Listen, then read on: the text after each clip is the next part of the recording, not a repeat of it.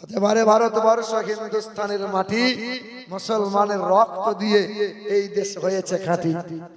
এই দেশের মাটিতে আমাদের অবদান আলহামদুলিল্লাহ অনেক বেশি। 1965 সাল যখন ভারতের প্রধানমন্ত্রী ছিল লাল বাহাদুর শাস্ত্রী, ওই সময় ভারত চাইনা যুদ্ধ লেগেছিল, বারবার আমার দেশ পরাজিত হয়েছিল। সেই দিন সাংবাদিকরা প্রশ্ন করেছিল, হে আমাদের দেশের প্রধানমন্ত্রী লাল বাহাদুর শাস্ত্রী, আমার দেশ বারবার পরাজিত কেন হয়? বলেছিল, আমার দেশ কয়েক বছর স্বাধীন হয়েছে, তেমন অস্ত্র নাই, সৈন্য সিপাহী নাই। সেই সময় হায়দ্রাবাদের নিজাম বিন উসমান আলী খান জমিদার ছিলেন। তারা বাপ দাদুর পৈতৃক সম্পত্তি 5000 কেজি সোনা লাল বাহাদুর শাস্ত্রী হাতে তুলে দিয়ে বলেছিল, এই দেশে আমি জন্ম নিয়েছি, আমার বাপ দাদু জন্ম নিয়েছে, এই দেশের মাটিতে আমাদের কবর হবে। এই দেশ যদি পরাজিত হয় আমাদের মাথা নত হবে না, আমার দেশ যেন পরাজিত না হয়। 5000 কেজি দেশের জন্য সোনা দান করলাম। সৈন্য সিপাহী বাড়িয়ে নেন, অস্ত্র বাড়িয়ে নেন, আমার দেশ যেন উঁচু হয়ে থাকে, কোন জায়গায় যেন নত না হয়। জোরে বলি সুবহানাল্লাহ। আমাদের অবদান। আল্লাহর নবী কুয়ার পাশে গিয়ে বিছানাগুলো পরিষ্কার করছেন পানি ঢেলে। ওমরে ফারুক রাদিয়াল্লাহু তাআলা আনহু দেখতে পেয়ে নবীকে বলছেন, ইয়া রাসূলুল্লাহ, আপনি পবিত্র হাত দিয়ে এই নাপাক পায়খানা পরিষ্কার করেন, আমাকে দেন না ইয়া রাসূলুল্লাহ। তখন আমার আপনার দয়ার রাসূল বলছেন, ওমর, ওই মেহমান যে আমার ছিল, তো মেহমানকে তুমি একটু আমার জন্য খুঁজে নিয়ে এসে দাও, আমিও মেহমানের হাতটা ধরে মাপ চেয়ে নেব। ওমরে ফারুক রাদিয়াল্লাহু তাআলা আনহু দৌড়ে গেলেন, ওই মুসলিমটাকে ধরে নিয়ে এলেন। মানুষটা এসে দাঁড়িয়ে থরথর করে কাঁপছিল, কারণ যিনি ধরে নিয়ে এসেছেন গরম মানুষ না নরম মানুষ? গরম না নরম? ওমর মানেই বিপদ। এর মনে মনে ধারণা, আমি যে অন্যায় করেছি মাথা বোধহয় আর থাকবে না। কিন্তু দুই নয়নে দেখছিলেন দোজাহানের বাদশা নিজ হাতে যে বিছানায় পায়খানা করেছি সেই বিছানা পরিষ্কার করছেন।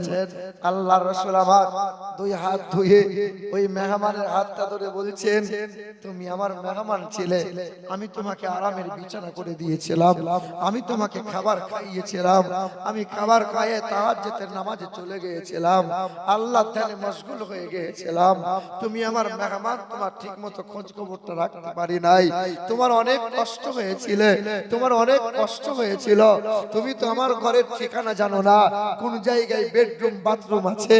আল্লাহ রাসূল বলছেন, তুমি আমাকে ক্ষমার দৃষ্টিতে দেখো, তুমি আমাকে maaf করে দাও, আর তলোয়ারটা নিয়ে এবার তুমি বাড়ি চলে যাও। মানুষটা ছিল অমুসলিম, মানুষটা পাথর পূজা করত, কিন্তু মনে মনে চিন্তা উদয় হয়েছিল, লোকে বলে মোহাম্মদ পাগল, লোকে বলে মোহাম্মদ জাদুকর, লোকে বলে মোহাম্মদ কবি, আরে হ্যাঁ, মানবতার বন্ধু যিনি, মানব জাতির মুক্তির দাতা তিনি, কল্যাণকর্তা, দো জাহানের বাদশা জানাবে মুহাম্মদ রাসূলুল্লাহ। ছুটে এসে নবীকে বলে, ইয়া রাসূলুল্লাহ, আমি আর বাড়ি যাব না, আমাকে আপনার কদমের তলায় জায়গা করে দেন, আমাকে পড়িয়ে দেন কালমায়ে লা ইলাহা ইল্লাল্লাহ মুহাম্মাদুর রাসূলুল্লাহ। শুনেছেন আপনারা যে মক্কার এক বুড়ি মহিলা পুঁটুলি বেঁধেছিল, কারণ বুড়ি মহিলা শুনতে পেয়েছিল কাল মোহাম্মদ গায়ে আসবে। শুনেন নাই?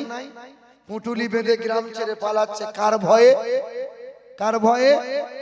মক্কা মরুর তপ্ত পথে চলছিল এক বৃদ্ধা জন, মস্ত বোঝা মাথায় ছিল, কাঁপছিল তার দুই চরণ।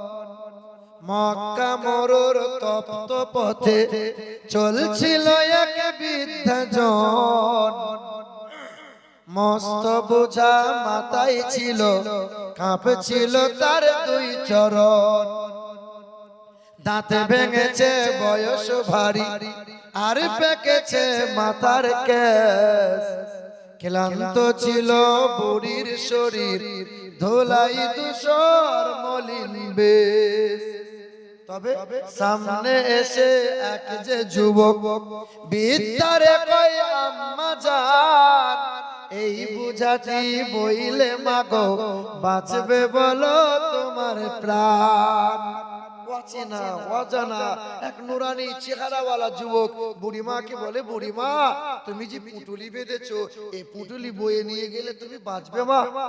দাও তুলে দাও আমার মাথায়, তুমি শুধু পথ দেখাও, যেথায় যাবে শান্তি পাবে আম্মা তুমি পাবারাও।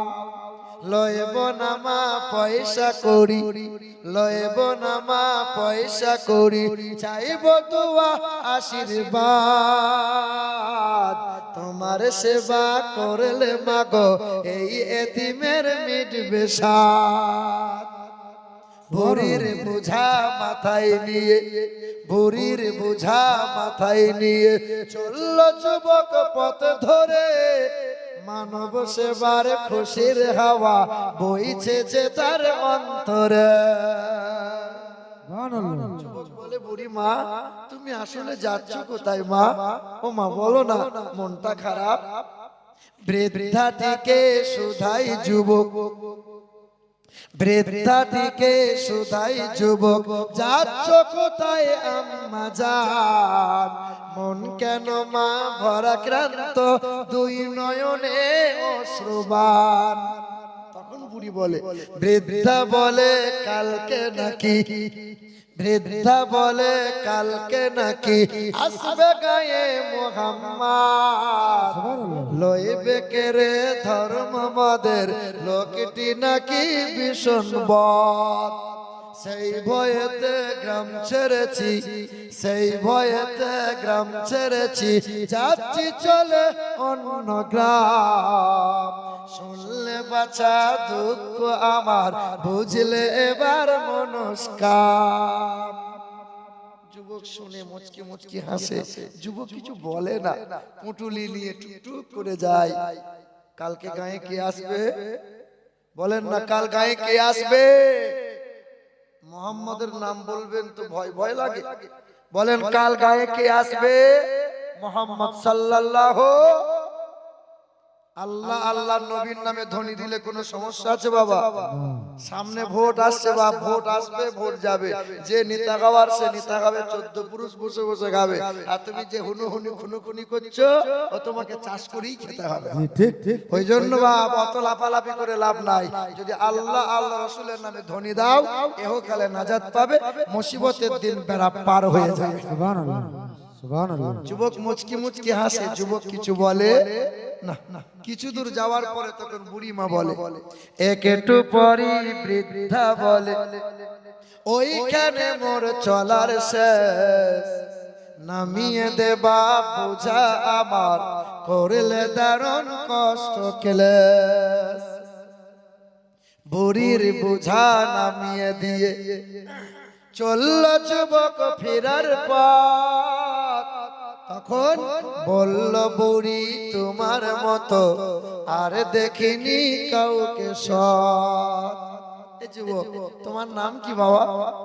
ফুলের মতো মুখটি তোমার, মায়ায় ভরা তোমার প্রাণ, কি নাম তোমার, কোথায় বাড়ি, যাও না বলে আব্বা যান।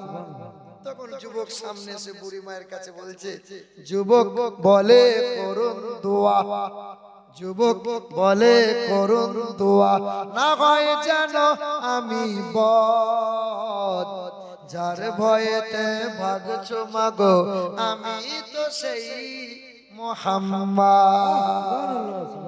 তখন যুবকের চেহারার দিকে তাকাইয়ে বুড়িমা কাঁদে আর বলে, মুহাম্মদ তোমার জন্য কেউ বলে পাগল, তোমার জন্য কেউ বলে জাদুকর, তোমার জন্য বেঈমানরা কেউ বলে কবি, তুমি তো আসলে আল্লাহর পেয়ারা নবী, এমন মহা আদর্শবান মহাপুরুষ পৃথিবীতে আর দুইটা হবে না। আমাকে আর দেরি করিও না বাবা, আমাকে এবার কলেমা পড়িয়ে দাও। কালেমা লা ইলাহা ইল্লাল্লাহ, পড়ো লা ইলাহা ইল্লাল্লাহ, লা ইলাহা ইল্লাল্লাহ।